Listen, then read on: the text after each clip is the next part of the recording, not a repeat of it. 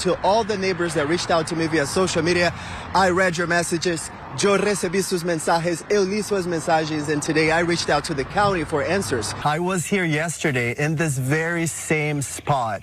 This wasn't like this. It's been very concerning to see how fast the water is going up here. We are just south of Cape Canaveral. We were there earlier this morning, and then this is what we are dealing with right now as the system moves offshore. I want you to pay attention to your screen right now and take a look from above. Drone 9 giving us some perspective here. Some of the residents are moving over there.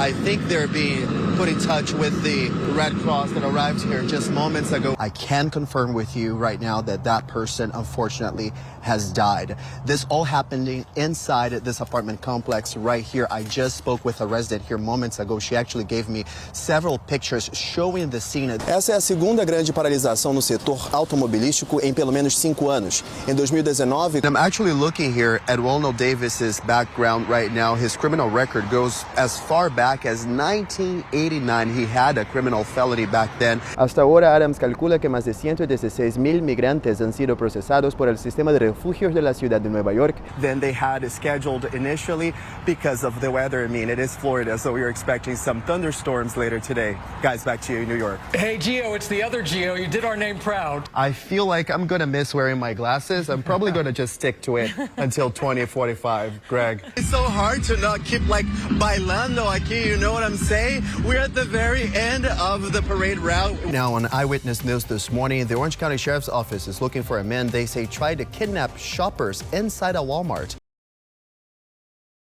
For the second time in a matter of days, protesters showed up here to oppose the new detention facility in South Florida. They call it inhumane, and they're saying this is a threat to the environment.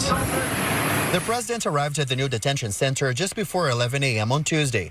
DHS Secretary Kristi Noem and Governor Ron DeSantis joined him on a tour around the facility. It's really government working together, and congratulations to you two guys. But I wanted you to see it as opposed to waiting for us and then say, how was it? The structure, built in a matter of weeks, could house thousands of undocumented immigrants, according to the governor.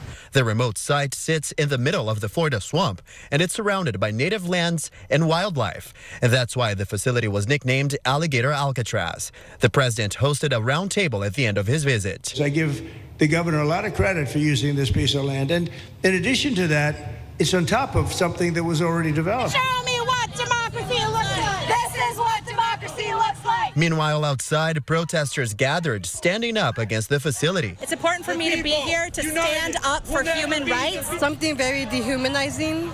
A concentration camp is what's happening right now. We saw the moment when things started to escalate when some counter-protesters approached the group. Demonstrators walked away after that. President Donald Trump has said over and over again he plans to carry out the largest mass deportation plan in the history of the United States, and Governor Ron DeSantis says the Alligator Alcatraz will help with that. Reporting from the Everglades, I'm Geovany Diaz, Channel 9 Eyewitness News. It's two sides of the same case. OPD says a protester lunged at a police officer on Saturday after a pro-Palestine demonstration in downtown Orlando. But this video shows a different story. While the video clearly shows a police officer shoving the protester, it does not show the protester lunging at the officer. As we pass the Publix, this woman comes out, and we recognize her as the same woman who had been following us around earlier in the day. These exclusive pictures show the police response to the incident. According to OPD, this happened Saturday after a group called the Central Florida Queers for Palestine had finished their protest around Lake Eola. So I pull my phone out to record this, and you see the response of the sergeant on the bike, where he shoves me so hard that I fly a few feet away, slam my head and shoulder into a tree. We also obtained the police body camera footage of the incident. That's the video you see here on the right. And on the left, you see the same moment from a different angle. The protester appears to be grabbing their phone while the police officer pushed them to the ground. The demonstrator says they were left unconscious after hitting their head. My head, where I was hit on the tree, there's a bump forming and bruising that's felt, and I had a headache the entire time and up to now. And I actually sent that video to OPD and asked them for their comment about this case and the claims that the protester didn't actually lunge at the police officer, but they told us they were not available today for any interviews. Now, I also asked them if that police officer that you saw that in the video was actually suspended, if he's still working. I have not heard back about that question. And 8 people in total were arrested in this case. They've all been released on bond. Reporting live in downtown Orlando, I'm Geovany Diaz, Channel 9 Eyewitness News.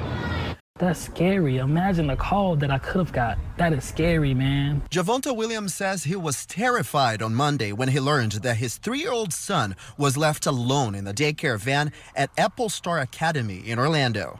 School called and said it was an incident, but they can't get in contact with the mother, so I'm like, okay, what's going on? It's my son, what's going on? His son fell asleep in the van on the ride to school around 7 in the morning, and Williams received that call just before 1 in the afternoon. That he was left on the bus for 5 hours, and you didn't go through no protocol to make sure he was even in class. You didn't even take attendance in the class. But we signed the paper saying that he's on the bus, and you signed him off of the bus, and you took his book bag off of the bus. Apple Star Academy has 2 locations, one on Kirkman Road and another one on North Hastings Street, both in Orlando. And they take care of children as young as 6 weeks old. We stopped by the location on North Hastings Street on Wednesday. We're not authorized to speak with you at this moment. We have learned that DCF is now investigating this case, and we also spent hours reviewing the last 3 years of records, and we found out both Apple Star Academy sites have been cited by DCF for violations a total of 8 times.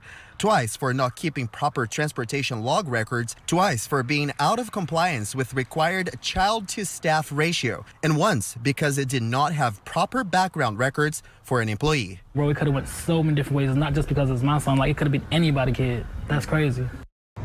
In a statement, Apple Star Academy told us they are horrified about this incident, and they said they are thankful that the child appears to have been unharmed. They also said they are reviewing all their procedures to make sure that this never happens again. Reporting in Orlando, I'm Geovany Diaz, WFTV Tonight.